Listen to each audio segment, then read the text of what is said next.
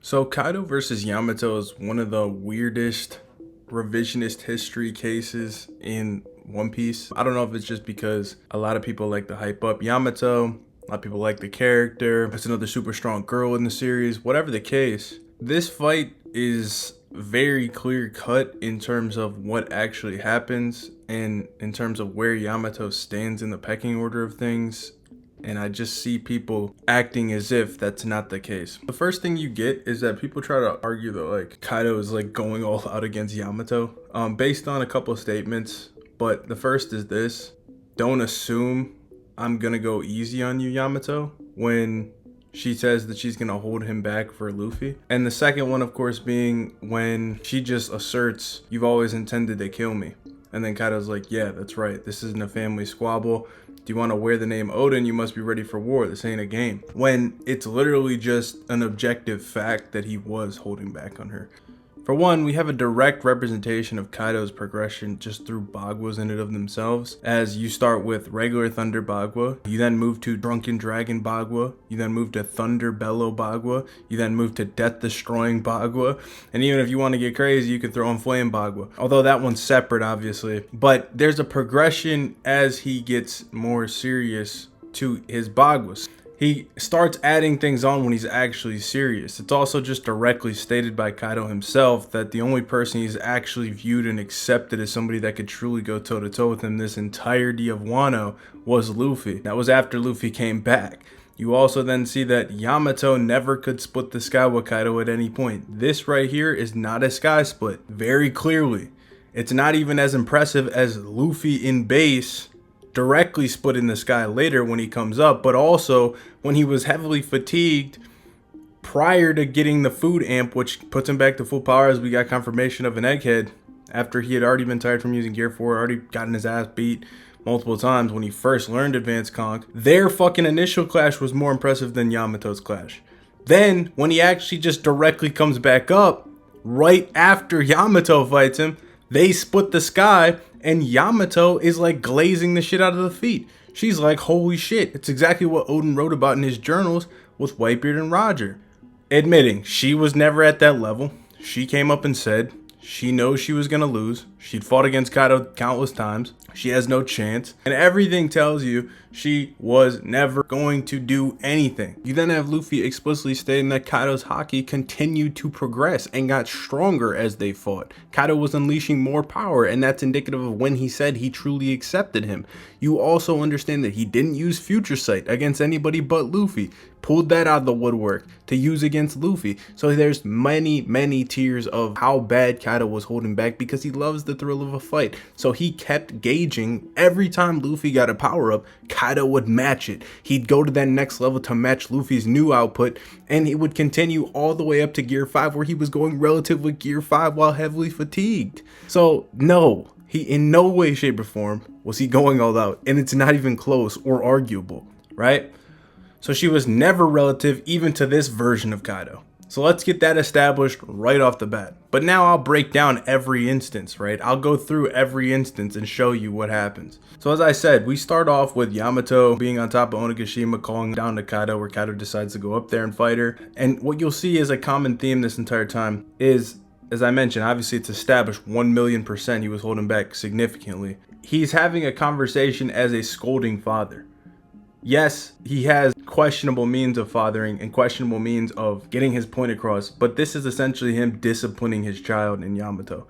He's basically like, if you're going to act like this, you're going to get your ass beat. Obviously, he's not going all out though, and he's basically just ignoring everything she does and talking her into like actually still being a part of his forces, and then it all culminates at the end, which we'll get into. So it starts off with Kaido saying Straw Hat is dead, so is the son of Kozuki Odin. If you want to fight, you ought to protect what's important first. Impertinent child, you got off your cuffs and now you think you can leave?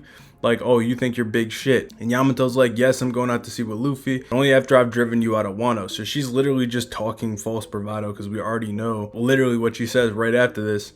I already know I can't win, but I'm going to hold you back, right? He laughs at her and says, I don't think I'm leaving anywhere anytime soon because I'm here in Wano for a reason. There's no way in which you can beat me. Now do as I say, Yamato, and become the shogun of Wano. So he fucking wants her to be the shogun. Right there, he says it. He obviously doesn't want to kill her, right? And right at this where he says, don't assume I'll go easy on you, which is like, yeah, he's trying to threaten, like, because he knows and she knows he is way more powerful than her. So it's almost what she's doing is stupid in his eyes. And he's basically like, really? You really want to do this? You really want to do this? Just be the shogun, right? So then you'll see it just keeps escalating. We come back and he says again, I recognize your value as a soldier, Yamato. More telling you, not only does he want her to be the shogun, he wants her to be part of his crew, his force, his military might, which he already kind of considers her as part of that anyway. If you remember, like when he was talking with Luffy about having conquerors, the only person on the crew or in his affiliations that has conquerors on Wano was Yamato, and he's like, oh, well, we don't want to have too many members, like whatever with rocks. He basically sees Yamato as somebody that's under his rule regardless. Like, even though Yamato clearly doesn't want to be, Yamato clearly doesn't see it that way. Kaido sees her as somebody that's under his rule. You can also just interpret that as him talking shit to her based on what he says after. Is that what a father's supposed to say? Like a taunt?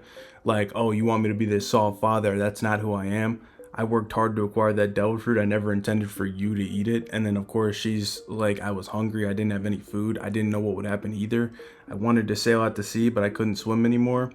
I tried to kill you more times than I can count, and more times than I can count, you beat me down, but it made me stronger. Those cuffs weren't the only thing keeping me on this island. Basically, you know, stemming her revenge plans, she's always wanted to beat Kaido. She's always wanted to surpass him, and it makes sense why she's gotten so strong, because she's always tried challenging Kaido. But it also explains why she's tailor-made to be somebody that can, like, hold off Kaido for a period of time anyway. We've already established the fact that he was significantly holding back, but then when you add the fact that it is his daughter at the end of the day and he's having a fucking conversation with her in the midst of this fight, which is going to keep getting highlighted further, she's also seen his moves time and time again. She's gotten ass whooping after ass whooping after ass whooping and knows his fighting style. She literally knows it. It's like Anakin and Obi-Wan, where they literally have trained together for years and years and years, so they fucking know what the other's going to do when they fight. The One Piece example is Ace and Whitebeard. It's why Ace could perform as well as he did against Whitebeard despite there being such a discrepancy in power. After fighting Whitebeard 100 times,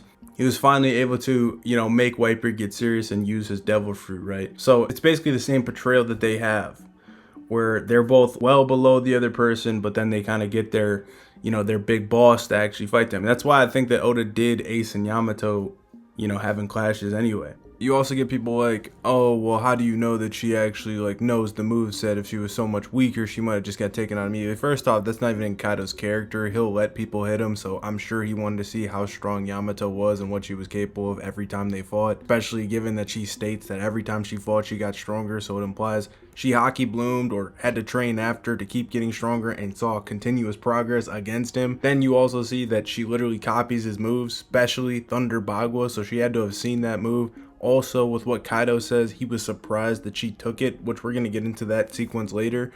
But that implies in and of itself that he's taken her out with that move beforehand. So she's come up with countermeasures, i.e. Mirror Mountain, for the move. I digress. Kaido explains what the devil fruit is and says, losing it to you especially, claiming yourself to be Odin, is specifically painful. And that is why I tell you to uphold the rule and protect Wano for me, be its guardian deity. So again, reinforcing the fact that he wants her to be the fucking shogun. Reinforcing the fact that it's like, okay, you want to be Odin, that's bullshit, but you can still be the shogun. You're my daughter at the end of the day. You're strong, be its guardian deity. So if he wants her to be the guardian deity and the shogun, does it really fucking make sense he's trying to kill her? No, it really obviously fucking doesn't. And we already know that Kaido isn't just this all bad guy. He has compassion for the strong members of his crew. He was protecting Jack. He talked to King like he would never abandon him and raised him up with him. He respects the strong members of his crew. That's an intrinsic part of his character. So undoubtedly he recognizes Yamato's strength.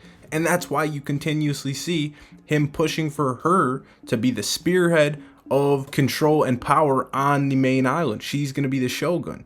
She is going to protect Wano for him. He wants her to be a prominent member of his crew. She just keeps rejecting it. And Kaido is essentially coping because he does not know how to diplomatically deal with this and truly be a father. So he basically just resorts to beating her down, and that just isn't working. Yamato then says it's not the same thing. And one thing you'll notice throughout this entire fucking fight, the only person huffing and puffing ever tired in any fucking instance is Yamato. It's basically every panel she is visibly super tired. You know, she's doing the best she can. It's to no avail. Kaido says Orochi had a skill for exploitation. This country is a weapons factory. You will rule over it and keep it running. Again, just speaking in a very dismissive, authoritative tone, like you're just gonna listen.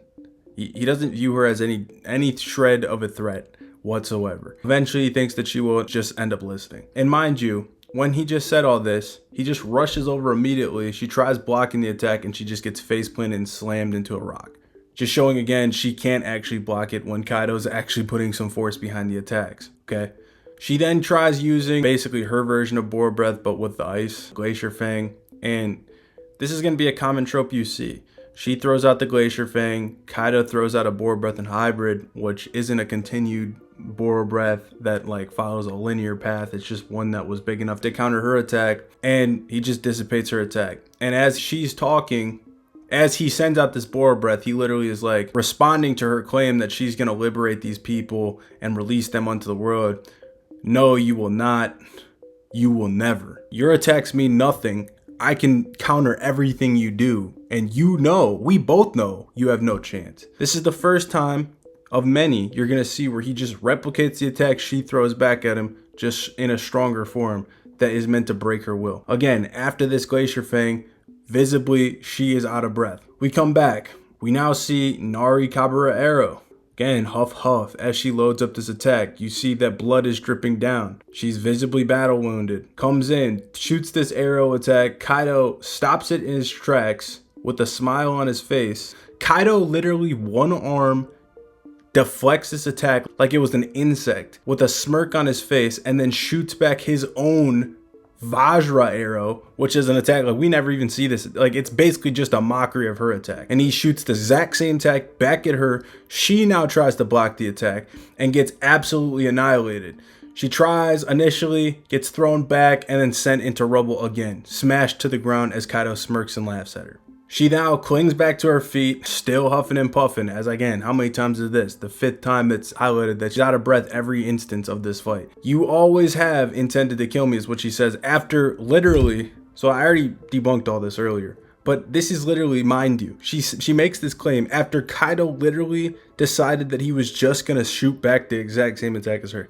Like he's not doing anything extra. He's like, whatever she's throwing at me, I'm just gonna send it back and really reinforce the point how big the gap is between her and I. And this is a severely holding back Kaido that's doing this. And then essentially, yeah, I already talked about this where Kaido's like, oh yeah, sure, that's right. Because of course, what do you expect him to say? No, Yamato, I'm not actually trying to kill you. I don't want to kill you. I love you. Yeah, that's not Kaido. That's not Kaido. He's trying to intimidate her into submission. He's trying to get her to just be like, all right, I'll do it.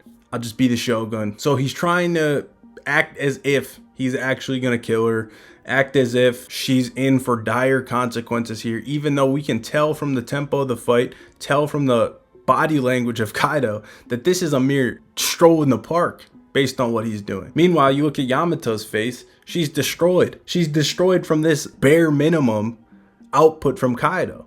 And she screams out, is it a crime to admire someone? I love Odin, which, I mean, I don't even understand really. She was a kid, whatever. She likes his principles, I guess. And Kaido's a bad parent, we get it. This is the best part. She then is like, there's people who believe in me, people who accept me. This seems like a daughter that's like throwing a tantrum at the father. Why do you steal my freedom? Why do you steal Wano's freedom? Kaido replies, because life isn't a series of simple questions with simple answers, you naive child. Again, calling her naive.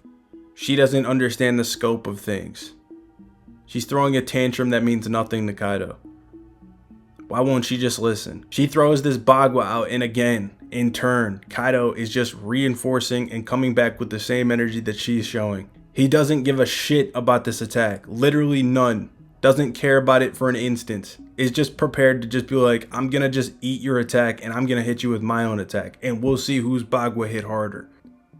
They have this standoff. Now, this is what a lot of people love to scale, and it's her most impressive feat for sure, and it's her strongest attack for sure, in conjunction with her defensive technique, Mirror Mountain. But the point about this is that she admits later on that that Bagua that she thought she blocked and reinforced with Mirror Mountain absolutely destroyed her, and they did a ton of damage that she just poker faced, right? But it's still impressive against somebody like Law that like took the same Bagua and got destroyed by it. But the way that people try to amplify this feat is really, really bad.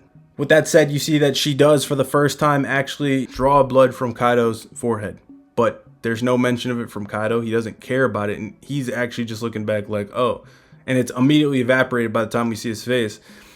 Oh, so you defended against it. Like, he was surprised. So maybe the last time that they fought, you know, she probably hockey bloomed every fight. That's what she basically said. Maybe the last time she fought, she wouldn't have been able to take that attack. Maybe Mirror Mountain's a new technique she has. He's surprised and impressed she took that attack. She's like, oh, you defended against it. She then jumps up when Kaido looks back while he's impressed, jumps up, throws down her Kanabo. She literally throws it. It leaves her hands. Kaido prepares to block the attack, again in a very nonchalant manner, still taking in the fact that, oh, she took that Bagua. And then she basically uses the Kanabo as a diversion that he blocks, and then comes over the top with her claws. So she basically sent two attacks at once. That's how she landed this attack. A lot of people don't understand this. She threw the Kanabo, came down with the claws, and she lands this attack that pushes Kaido down. Oh, big deal. She pushed Kaido down. Kaido gets up and, like, again, no signs of any tiredness, no signs of any worry. He's like, look at you, acting like a damn soldier of Wano. Like, oh man, like, she really fucking thought that one through. Gets back up to his feet, starts going toward her with basic swings. She's getting pressed, pushed back. He says, but you can't escape your bloodline. Do you really think any of the samurai here see you as a comrade, regardless of what you choose to bear on your shoulders? Like, you're gonna be my daughter at the end of the day.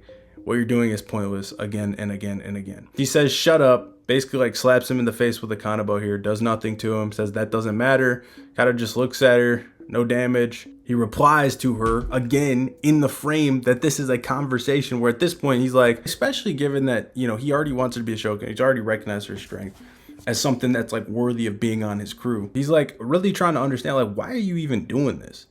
You've lived alone on this island for years, hopping about rocks, crawling through the attics, always alone, implying she has no friends. And she's like, no, that's not true. I have friends. I mean, I did. She's talking about Ace, which is kind of odd because, like, she knew him for like a day. That's right. There were also those samurai in the cave, and everyone who ever showed favor to you is dead. So Kaido's just an asshole. Like, obviously, you know, talking shit on anybody that was ever nice to Yamato and everything. Like, they're all dead, even Ace. And again, you know, she hears this, and then Kaido actually throws an attack, slams her to the ground, right? He slams her to the ground with this attack, face plants her immediately again. He then says friendship is a sham, and he's getting pissed off now because, you know, it's becoming ad nauseum at this point. She's not turning it around. He's already shown her some attacks. He's illustrated to her very clearly and plainly the gap in power between them. Friendship is a sham. It's all for show. Deep down, they fear you. You must rule others with strength. You are the child of ogres. You are not meant to be friends with humans. That is your fate, Yamato. And we see what looks to be the first times of Kaido actually being pissed off in this fight, like legitimately. And he loads back an attack. We then see, this is when Luffy starts, you know, rummaging through the land. And that attack landed, by the way, and it knocked her back out of her fucking hybrid form. So, like, she got knocked out of her hybrid form to a point where she can't even maintain it anymore. And now she's back in base. But we cut away from it. We don't see it. You know, Kaido's like, oh, it must be Lin down there. Lots of noise. Like, he doesn't even care about Yamato. He's like, ah, there's other things going on. I have to rebuild the whole castle. And then Yamato gets back up in base. Like I said, I'm not done yet. Huff, huff, like wheezing, knowing she's done. Kaido is like, okay, what is this? Like, he sees the dragon coming from behind, which looks like him. So he's not even paying attention to Yamato here. And then she loads up an attack called Divine Swiftness, but lands it at the exact same time Luffy lands his White Serpent. And when you look at the damage that Luffy's able to do to Kaido, and the prior portrayal where he was already able to knock Kaido down like with the similar punch that threw him back like this, and you understand that Yamato, who just fought Kaido in hybrid, wasn't able to do anything even near that level and now is in base, you understand that this feat here is literally just Luffy's essentially. Like, yeah, her force added on, but the amount that she adds on is basically inconsequential. The fact that this is in base really highlights that fact, because we already know that she's in no way, shape, or form relative to Kaido, even in her hybrid form, which amplifies her stats. In base, it's just almost comical. So people that like to say like, oh, this was this big attack, it's Luffy's feat, essentially. So she only damaged him one time solo, and it's from the Bagua he didn't even care to block and didn't do anything besides get a drop of blood that got evaporated a second later. That wasn't internally damaged, it literally just, she cut through the scales essentially on his head.